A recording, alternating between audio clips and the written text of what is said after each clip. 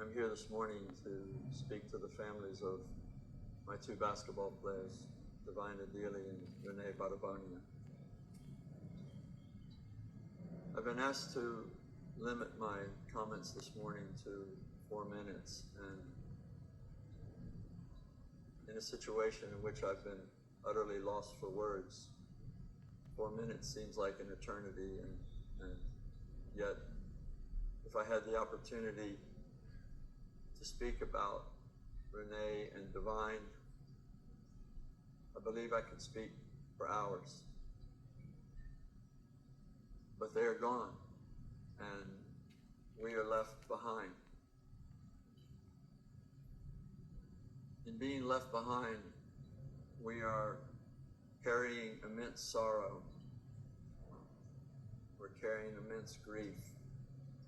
We're carrying immense remorse.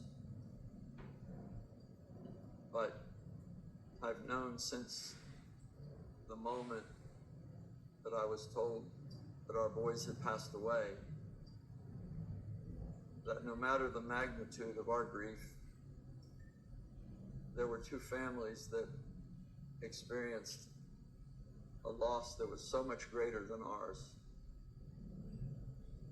and a loss that would stay with them in the most acute way for the remainder of their lives. Never again would Renee's mother and father and family, never again would Divine's family be able to talk to their son or touch their son. Yes, as a coach, I lost my boys too. Never again would I be able to help them develop into the basketball player they wanted to be, to help them grow into the young man that they promised that they could be. But that's insignificant compared to what you families are experiencing. As a coach, we are entrusted with the growth of our basketball players, the development of these young men into future professionals. But mostly, as a coach, I'm entrusted by you, the parents and the families, with first and foremost their well-being. In this I feel I felt. And I'm sorry. To the depth of my being, I'm sorry.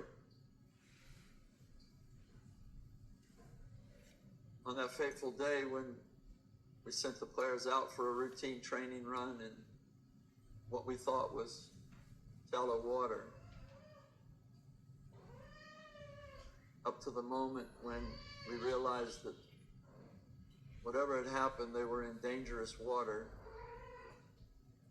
and we did everything that we could as coaches, as people responsible for that situation. The players themselves did everything they could to ensure that everybody arrived back on shore safely.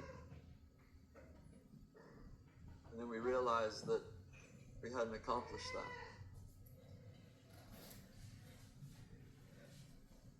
that. And in that moment, I experienced the descent into the darkest place imaginable. And yet I knew at the same time that good people that had done an amazing job raising these two young men, were going to be in an even darker, more horrible place. At that moment, I felt I had failed.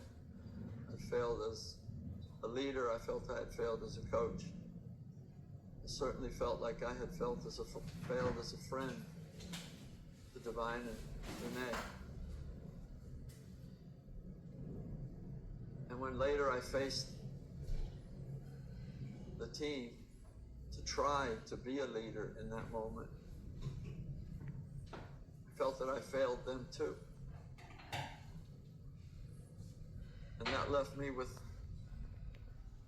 really the only thing that I've been clinging to for the last several days. That as part of a community of faith, to pray. To pray that the Lord embraces our two boys. To pray that the Lord gives peace, comfort, some sense of sanity to the Barbonia family and the Adili family. And I continue to beseech everybody that cared for, loved Renee and Divine and their families. Please keep praying.